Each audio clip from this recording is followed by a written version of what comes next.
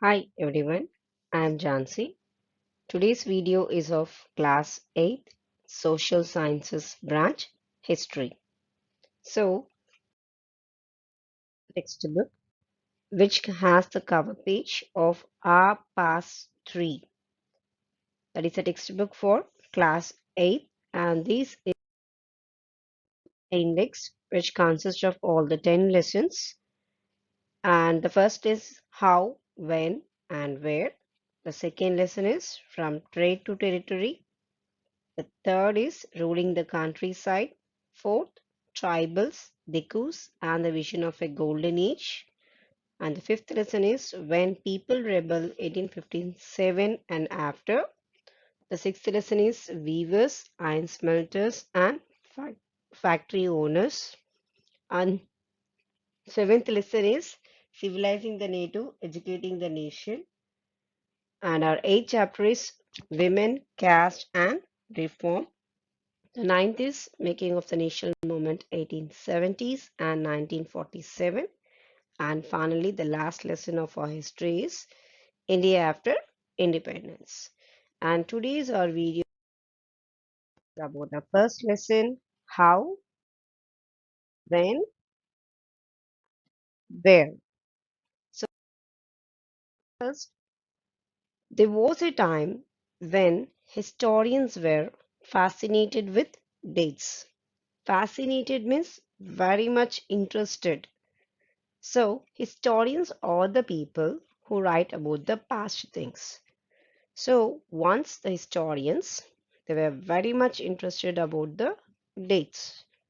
So, why it was important? Because they should write about the dates on which the rulers were crowned or the battle which they fought. So, there was lot of debates regarding this. So, everyone knows that the history is consists of lot of dates. So it is inseparable. The history is inseparable with the dates. So you'll be always confused with the number of years. So generally, we'll be afraid of history because of the number of dates and years. But the history will be saying or comparing how the things were in the past and how things have changed. So when you start comparing the past with the present, we refer to time. We talk of before and after. So this is the value of the time dates. So we do not always ask historical questions of the things which we see. So for example, the tea which daily we drink it is one of the beverage. But we never ask how it came to our country and how it started with a different taste. But we take the things for granted, and even the railways and the newspapers. So we don't know when were the railways built and how did the people travel long distances before the age of railways. And also, you may be not curious to know how the people got to hear about the things before the newspapers began to be printed. So just we don't ask any historical dates about their birth or their introduction and about the spread, but we take the things for granted. So we think that it was there, it was coming forward. But time cannot always be precisely dated in terms of a particular year or a month. For suppose we cannot say when we started, that is, we cannot have a single date on which the British rule was being established or the national movement started, and also the changes took place within the economy and the society. So all these things happen over this stretch of time. So we can only refer to a span of time, an approximate period over which the particular changes became visible. So you cannot date a particular year or a month for great things to be happened. So it is also not correct to fix a dates to process that happen over a period of time. So generally, it has taken a large period for the things to be. Then why dates? Then why do we give importance to the dates? Because it was the time when there was a great battles and big events took in the history. For suppose if we take about a particular king and a great dynasty, we have to know his birth, when he was crowned, or when he got married, the year he had a child, and the year he fought a particular war, the year he died, and the year the next ruler succeeded to the throne. For events such as these, specific dates can be determined. And in the histories such as these, debates about the dates continue to be important. When a historian has to write about a particular king, he has to get all the information about him. So then the dates are needed. So that is why we give much importance to dates. So the next question is, to which dates we have to give the importance? On what criteria do we have to choose a set of dates as important? So this is a major question. So the dates are important, but which dates has to be selected or treated as to be important? So generally we select about the around a period when everything has happened. For suppose we can also take a period where historians have the British historians has written about India, especially about the governor generals. The first governor general is Warren Hastings, and the last one is Lord Mountbatten. So everything they wrote about their own personalities and their activities, policies, and achievements, but nothing then about the Indians. So when we take about our country, we write about our personalities, their achievements, and policies. So generally, it depends upon the person who does this. So here also we'll know about how do we periodize. So how do we divide that? So actually in the year 1817, James Mill, a Scottish economist and political philosopher, he published a massive three-volume work called A History of British India. So he has written a three-volume work. Its name is A History of British India. So James Mill is a Scottish person who have done that. So in his book, he has divided the Indian history into three periods. That is Hindu, Muslim, and British. And why he has done that? So he stated that all the Asian societies were at lower level of civilization than Europeans. So actually his division has been widely accepted. And also he was saying that ancient societies were lower civilized. What is the reason why he stated that? Means we have so many religious intolerance, caste taboos, and superstitious practices which dominated our social life. So, James Mill felt that India should be civilized. So, how it should be civilized? So, he thought that we should be introduced European manners, arts, institutions, and laws.